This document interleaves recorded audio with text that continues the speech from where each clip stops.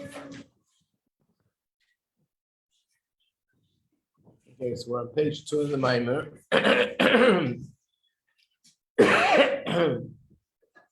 Thank you.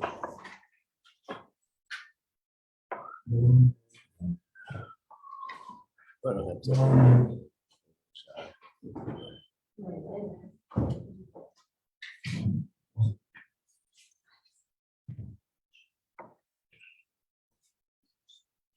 So the Maimer were explaining the words of the Alshach.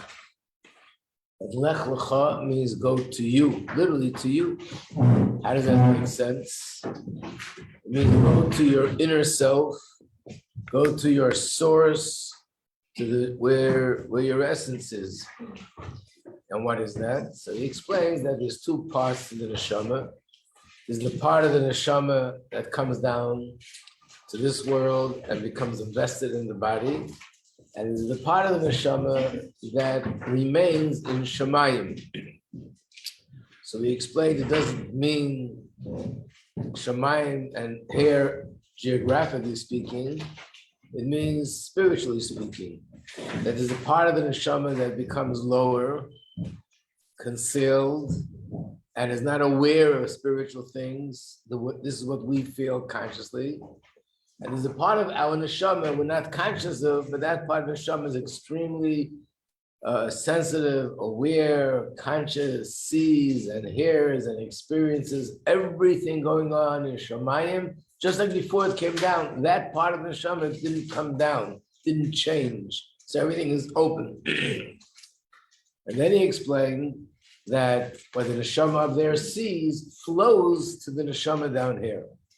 So when a person has certain inspiration, or another example is when a person gets certain thoughts about Torah that he doesn't realize where's it coming from, just a certain insight into Torah is a result of something going on with the neshama up there. Whatever the neshama is experiencing up there, sometimes it flows down here that we become conscious of it. And that's what could be the reason for a person doing tshuva and so on.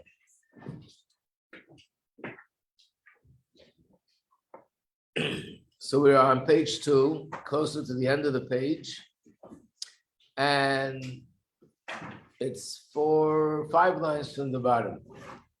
The first word on the line is B'ha'oras HaNeshama.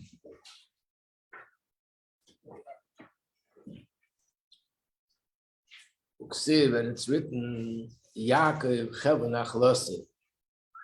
Yaakov is the robe of his inheritance. Literally, it means Yaakov is referring not to the person Yaakov, but to the nation of Yaakov, the Jewish people. And that we are like a rope, we're like a chain of generation after generation after generation, and that's the inheritance of our connection to Hashem. But here he's going to explain that it's also a metaphor, using a rope as a metaphor. In other words, the rope doesn't just mean it's a continuation, but more than that. Just like a rope. If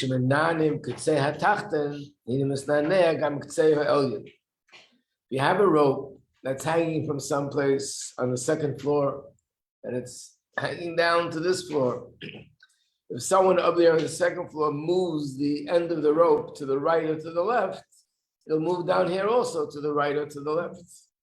And the same as the reverse. If I down here move it to the right or to the left, then up there it'll move because it's one rope. That's what it means. Kain huba neshama, the same applies to the neshama. Shaydei his eres ha'oras neshama b'tera mitzvahs. When the neshama that's in the body becomes inspired with learning Torah and doing mitzvahs, especially if it's done b'slavos gedela, with a passion, and with serving Hashem with the heart, not just with my hands and feet and mouth, which is external, but with the heart. B'mesira v'nesina, with true devotion and dedication, mekiras halef, from the depth of the heart. He used a lot of terms here. The first one is that it's with a passion. Second one is that it's with self-refinement of the heart. Another lashon is that it's with dedication, devotion, from the depth of the heart. So I'm sure each word expresses another detail, but the general idea is that he's not just doing it technically, but he's doing it with his heart and soul. So you're shaking up the part of the neshama that's down here. Through this, you reach the essence of the neshama. I guess when a person davens or learns and there's no passion, it's not on fire with love and fear of Hashem, then in a sense, the rope is not really shaking. They say that the Baal Shem Tov, when he davened with so much passion that the tzitzis would be shaking together with him. I don't mean because when you shake, the tzitzis shake, but the tzitzis, which is daimim, has no life, took on life as a result of being connected to him. So when a person davens with passion, that's shaking this end of the rope. You shake the essence of the neshama and you connect. And this is the meaning of lech lecha, go back and go to you, to yourself, to your true self. And that is the essence of the neshama. So first of all, let's make a summary of the terms, the Hasidic terms that come out of this part of the Maimer. So where do we find the Hasidic terms? It's on page 15. A lot of them. So I usually give you 5 minutes, sometimes 4 minutes and 30 seconds. You just write the answers yourself, and then we'll do it together.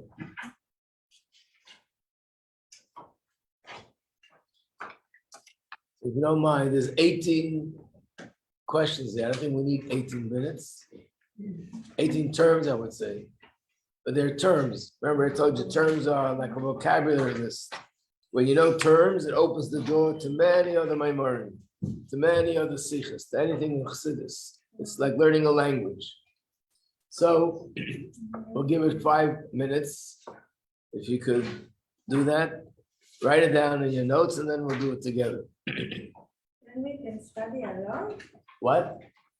We know if we can read and understand it. If you know the meaning of these terms, and the meaning of the terms in the next part, the previous mimer, the other mimer, the next mimer, well, that's the point, that eventually you have a new language.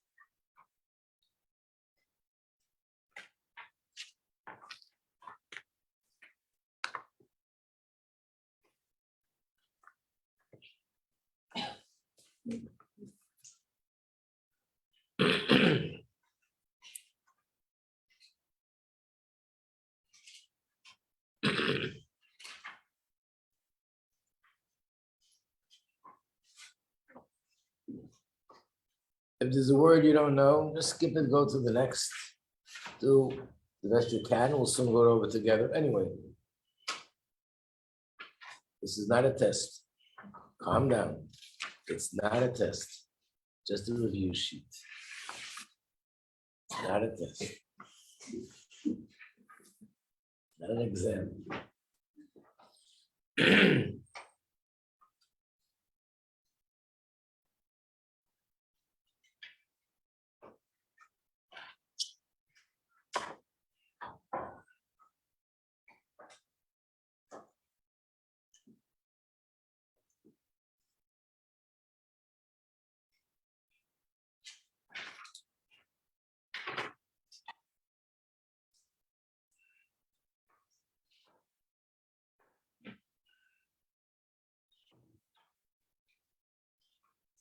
5 and 6, by the way, it's a mistake. It should really be one phrase, one coat. Goes together.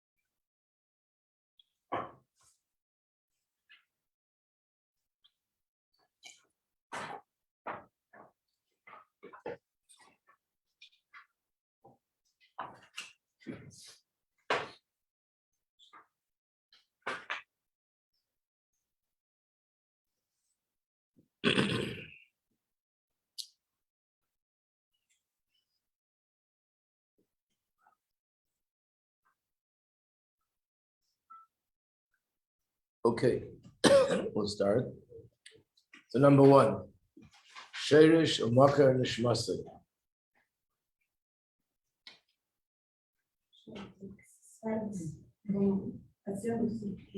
What?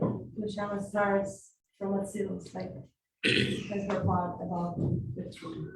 What you just said is already commentary. But what does it mean itself? Sheirish Umaka Nishmasa. You're right, but Sheirish means, what does Sheirish mean? You just say That is sign language. I can just say the Russians. Say it in Russian. Yeah, according. Oh, okay. Yeah. So it means the root and Yeah. the source of the neshama, which is the neshama in Atzilus. Number 2, Gili Alakus.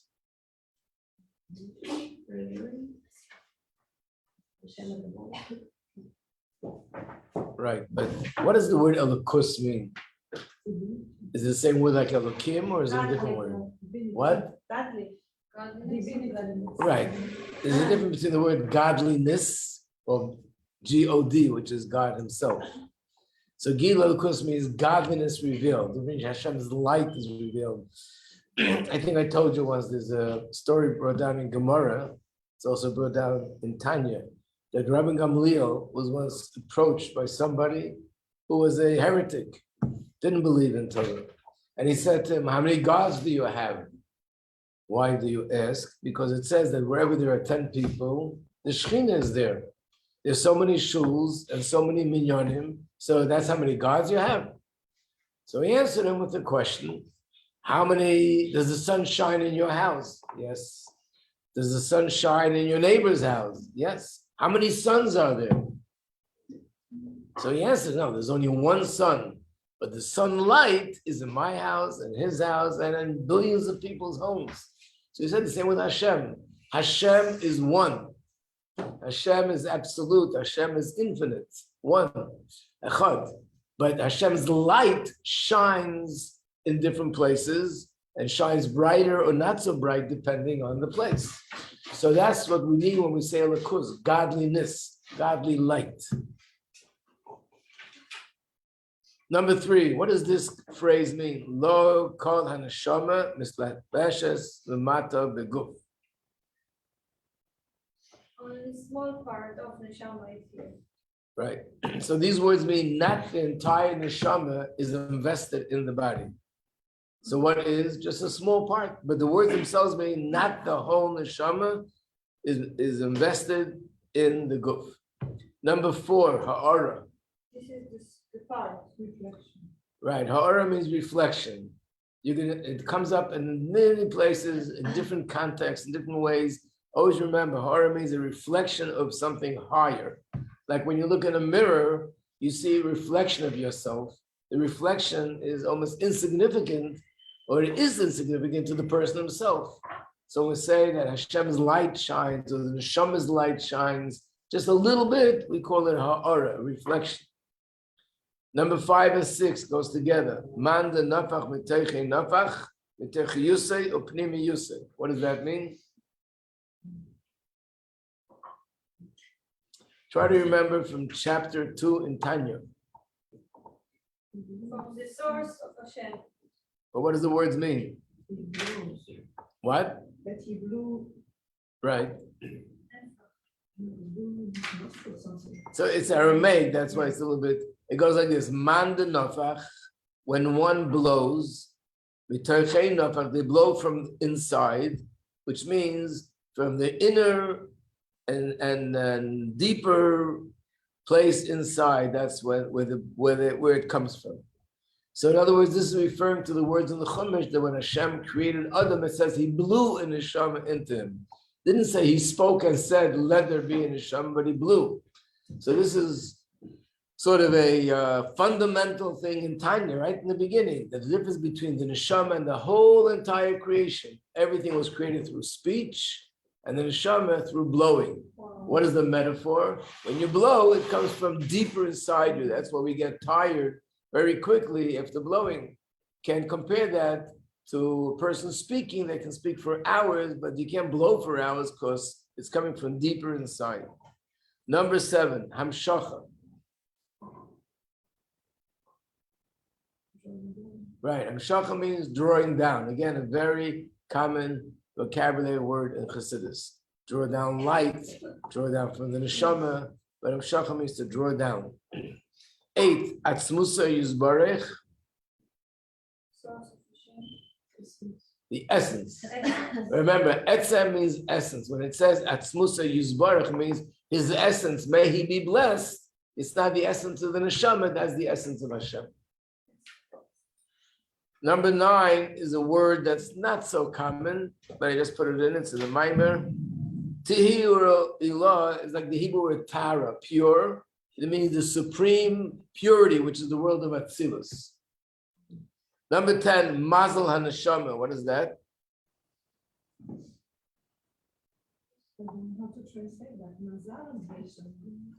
Well, mazal means congratulations. No, that's not. I remember when I was in Australia, the school in Australia was called the Rabbinical College of Australia and New Zealand. Very good name.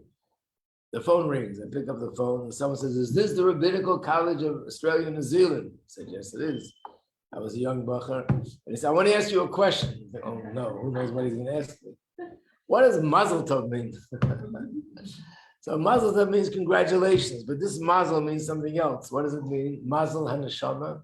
What'd you say? Well, the essence of neshama is called mazel. Right, it's the essence of the neshama, and it's called what? Why is it called mazel? Okay, yeah. You want to say why it's called mazel? So, right, it drips down, it flows from the source. Mazel, in fact, the word mazel in Hebrew, when there's a mem in the beginning of a word, it means it makes it happen. For example, achila means to eat, machil means to feed someone. Oisa means to do, masa means when you make someone else do something. So mazel neshama means it makes From there, it flows into the neshama that's down here. Is there a translation for the word itself? Mazel, Yeah, can you apply that to Mazel too? Simple. Like Mazel Tov probably also means that it also probably means that whatever mazel is up there in the source should flow down to the person. That's probably what it doesn't mean good luck, Right. because in Judaism we don't believe in luck. Luck is the opposite of hashgacha pratis. So very often people say, you're so lucky. The truth is, it's not a Jewish concept. You could say in English, you're very fortunate. That's more appropriate. But lucky, we don't deal with luck. So what does Mazel Tov mean? Mazel Tov really means that, the bracha from your mazel, from the source up there, should come flowing down here. I mean, when we say Mazel Tov, we don't go into elaborate commentary and explanation. You say Mazel Tov means congratulations. But that's probably a deeper meaning to it. Number 11, Af al gav de'ihu lechazi mazlayu chazi, an extremely common term used, Chassidus and Sichos and so on. I'll give you a hint. This is with the story of Daniel. Right. Why were they afraid? Why did they feel fear? They were overcome with such fear, they ran to hide. Even though they didn't see, but their mazel saw what was going on, and that caused them to have fear. I mean, lahavdil, even though it's a pretty good muscle in psychology that explains that sometimes a person will feel fear of something, they don't even know why. Once they sit down and they go over what happened when you were a child, here, there, you realize it was a certain trauma that you went through. And when this happened, it reminded you of that trauma, so you're feeling the fear, which means deep inside, your memory remembers what happened, but you don't remember. But what gets to you is the fear. That does get to you. This is similar, but on a much higher spiritual plane. That the neshama l'mayla sees something, and that makes the neshama be happy. So I feel happy. It makes the neshama feel fear. I feel fear. And that's the result of the neshama up there flowing down to the neshama down here. Number 12, ayin. The source of the neshama is ayin. What does ayin usually refer to? Yesh mi ayin? Nothing. Who's the one that creates the world? Yesh mi ayin? So we're calling him nothing? You can call him What? infinite. Right, you're right. This is the answer. When we say ayin, means it's not it's not what we know in existence. It's not physical, it's not tangible, it has no form, has no shape, there's no finite, no nothing. Nothing means nothing in the realm of our reality. That's what nothing means. It's not that it's a little bit like us, a tiny bit, a fraction, a millionth of it's nothing. There's nothing there that's at all related to what we know here as our reality. Number 13, we did already. Number 14. Lamed Beis Nesivus Chochma Nun Shari Bina.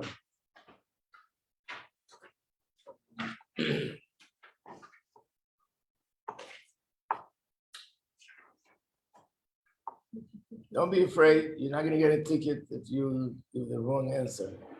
You probably know the right answer. Just say it. Right. There are 32 paths of Chochmah, which means in Chochmah, there are 32 compartments, 32 paths. And in Bina, there are 50 gates. Now, we're not going into the difference. Why is this path? Why is this gates? But generally speaking, would suffice to say there are 32 levels within Chochmah, and there are 50 levels within Bina. Number 15, Chub. Can you explain it again? Explain all the 32 levels? You want me to explain all 32 levels? No, what I'm saying is in Chachma, there are 32 parts. So we call them 32 paths of Chachma. Nesir means like a derech. What's Nesir? Right. So there's 32 paths, 32 drachim within Chochmah itself.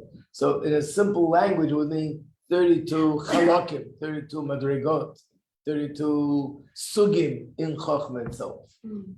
And when it comes to Bina, we say there are 50 sha'arim, gates. Again, the same idea. It's 50 different aspects in Bina. So, well, one example we have is when we do Spirit Omer. So it's 49 days. And then the last day we don't count, but it means the 52 gates are, one of them is Chesed Shebechesed, one is Gvura Shebechesed, one is Teferes Shebechesed, and goes on like that. And the 50th is higher than the 7 midos.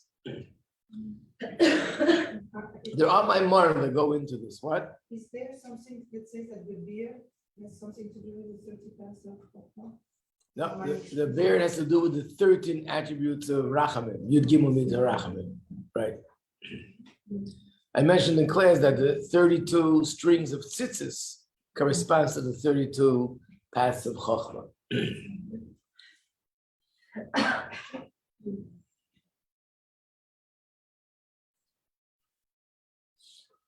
Okay, Chub.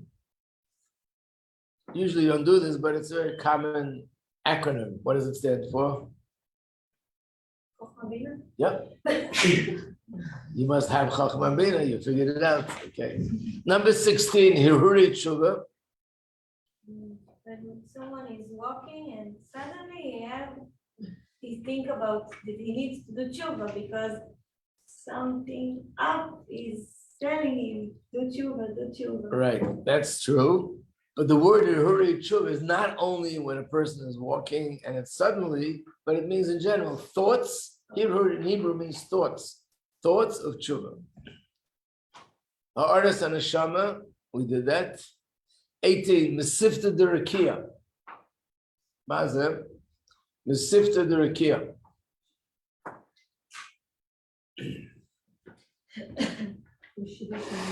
Right, there's the yeshiva. Derakia means heaven. And Mesifta means the yeshiva. There's a yeshiva in heaven. And there's a Rosh Yeshiva. And he gives shiurim. And people are listening. And there's a chapter in Tanya where he actually brings something that the Rosh Yeshiva said in the heavenly yeshiva. But the point is that I'm connected to that. In other words, I'm here, but my neshama l'mayla is in that yeshiva.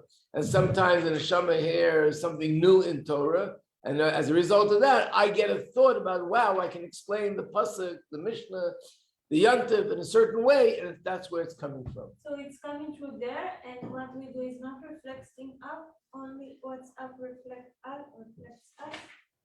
Yeah. You mean, does it go both ways or just one way? That's the next part of the Maimon. We'll go into that. You're ahead of the game. Okay. So let's turn the page. We'll go to the questions later. Now we're going to go to Beis. Ois Beis in the Maimon of Lech Lecha, Tov Shin Beis. So the Friedrich Rebbe, 1942. So what we learned up until now is that there has to be a bond, a connection, more of an open connection between the neshama, the maila, and the neshama that's in the guf. However,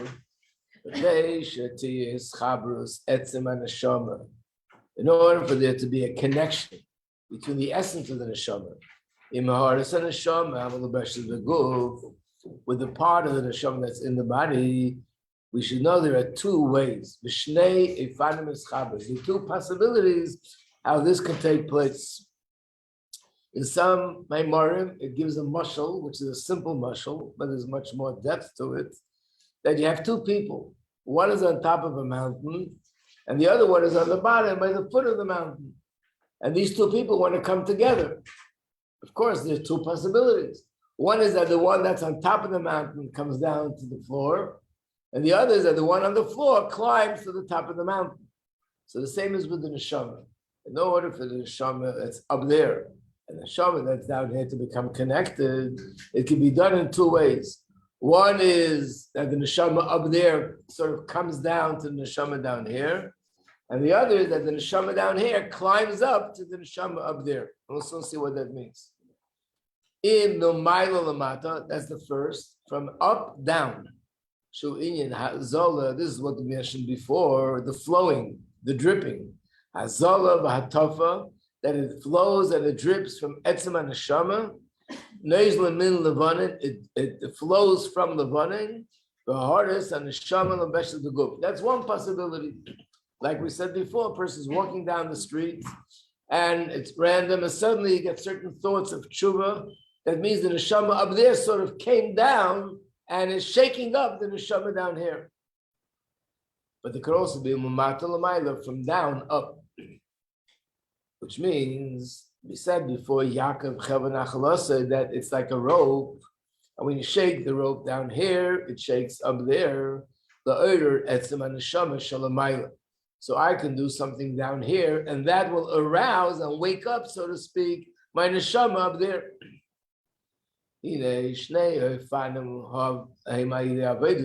Both of them are connected to davening.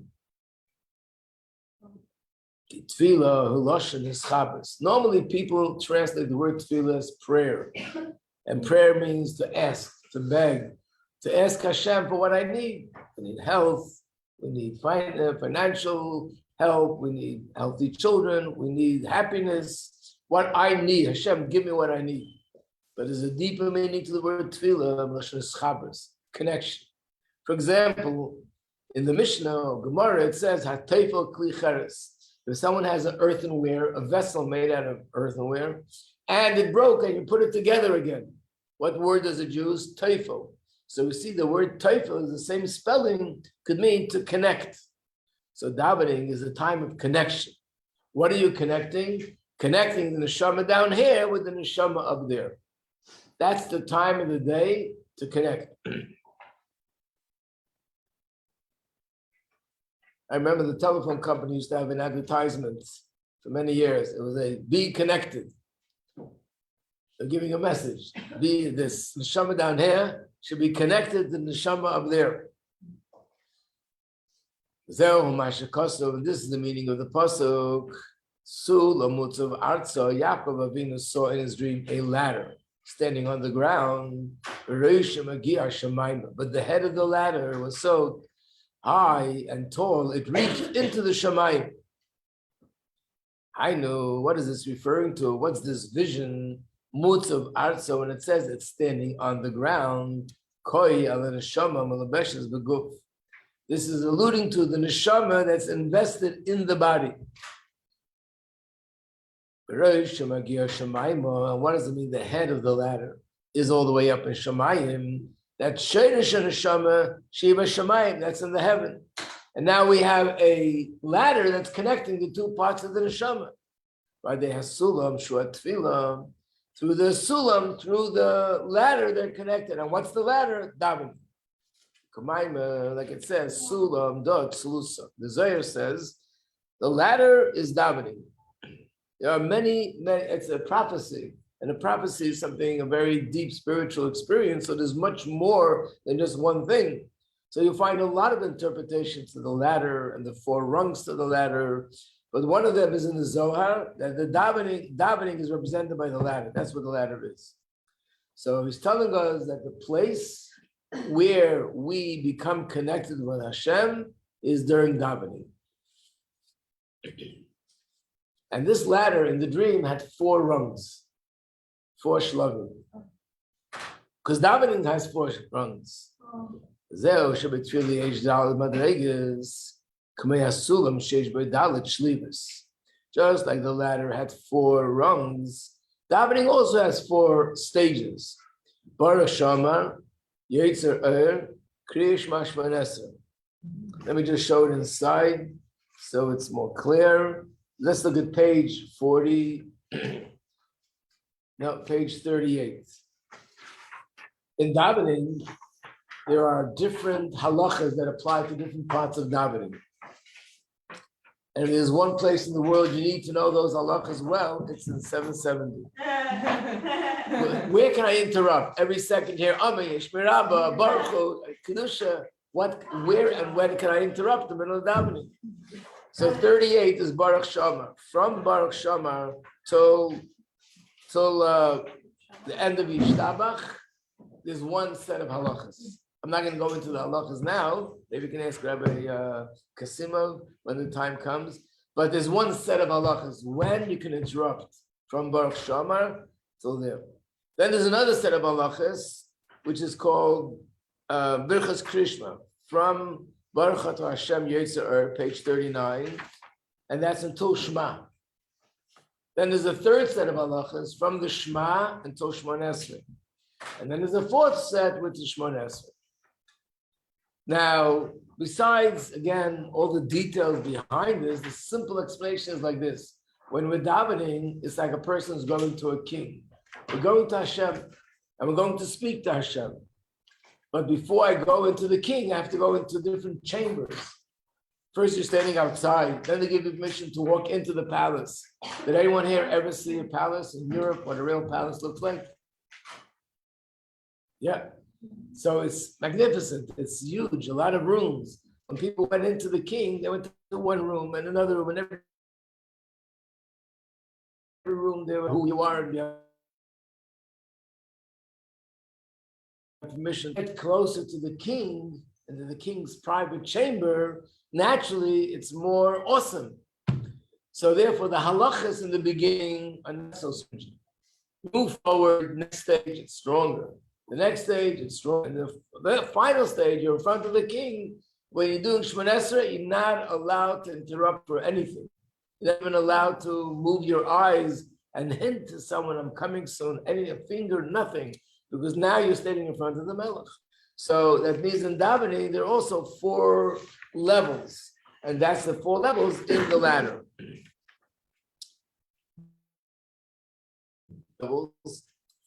I know when the neshama comes down. What did we learn before? That's the meaning of the words in the davening of the Kai Neshama. The Kai Neshama Shenasata Bi Hashem, the Neshama you gave me, that's Atzilus. Barasa, that's Bria. Yitzarta, that's Yitzira.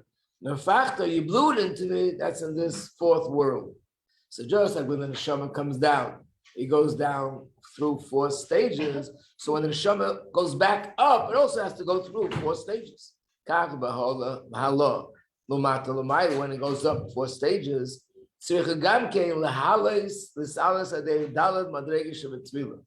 has to go up through the 4 levels of davening. So based on this, when I do the first part of davening, I'm ascending the world of Asir. When I do the second part of davening, I'm ascending to the world of Yitzira. When I'm doing the 3rd part of davening, I'm ascending to the world of Bria. When I'm doing Shemona Esrei, I'm in the world of Atzilus.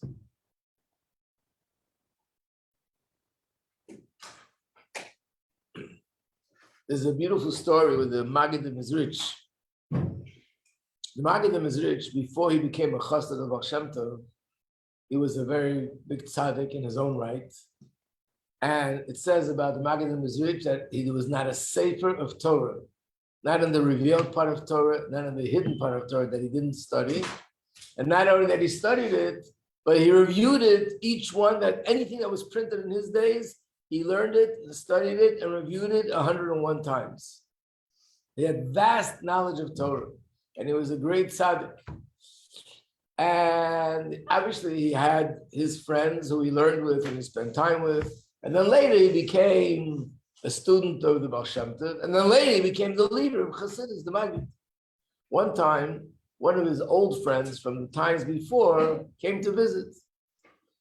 He visited, and they spent time together. Then they went to daven, and the other friend was also not a simple person, a great person. He knew Gemara, he knew Halacha, he knew Chassidus, he knew Kabbalah. I don't know if he knew Chassidus, but he knew Kabbalah. And they were both davening. He davened long with a lot of kavanah, and then he finished Shemona Esrei. And the Maggid is davening and davening and davening and davening. And he's thinking to himself, what's taking him longer than me? I mean, I know everything that you have to have in mind when you daven. So later he approached the Maggid and said, explain to me, why did davening take you so much longer than me? When I daven, I have in mind all the writings of the Arizal, everything that it says in Kabbalah about the words of Shemona Esrei. But by you, it takes so much longer. What are you thinking more than what I'm thinking? So the Maggid said to this person, as Jews always answer with a question, he said, what do you do for parnasa? So he says, really, we have a store. My wife is the one that runs the store, but I travel to Leipzig. Leipzig was a big city in those days in Germany, where people would go there to buy merchandise. It was like a big business fair, buy merchandise, and then bring it back home. So he said, I would be the one to travel. And on the way, I would also meet with a lot of stores and different merchants, buy and sell. And then I would go there and buy new merchandise. And on the way home, I would also do business with different people. It took me a few weeks or maybe a few months. And then the rest of the year, I would sit and learn Torah, and my wife runs the business. Very nice. So it takes about 3 months to do this trip. So the Maggid said, I have an idea for you. Instead of doing that, why don't you lock yourself up in a room and close your eyes and vision yourself going on the wagon, traveling, and envision every single detail, which city you're stopping off, which town, which village. Imagine, picture in your mind each hotel that you're going to stay, all the business you're doing on the way. Imagine yourself in the city of the buying and selling and doing business and everything. And imagine yourself driving back. It'll take many hours, but it won't take you months. It'll be over very short, and you can go back to learn. So he looks at the market. He says, yeah, but if you want to come back with merchandise, with schar in your hand, you have to go there yourself. You can't just imagine. So Mezritch Maggid said, that's the difference between me and you. When you daven, you're imagining this corresponds to Asiya. This corresponds to Yitzira. This corresponds to Bria. This corresponds to Atzilus. But if you want to come back with merchandise, you have to go there yourself. When you go yourself, it takes longer. In other words, when he was davening, he was having all the kavanas. When the Maggid was davening, he actually went there. He ascended on the ladder to Bria, Yitzira, Asiya, to Atzilus, and there was a whole different kind of a spiritual experience. So these are the 4 rungs in the ladder.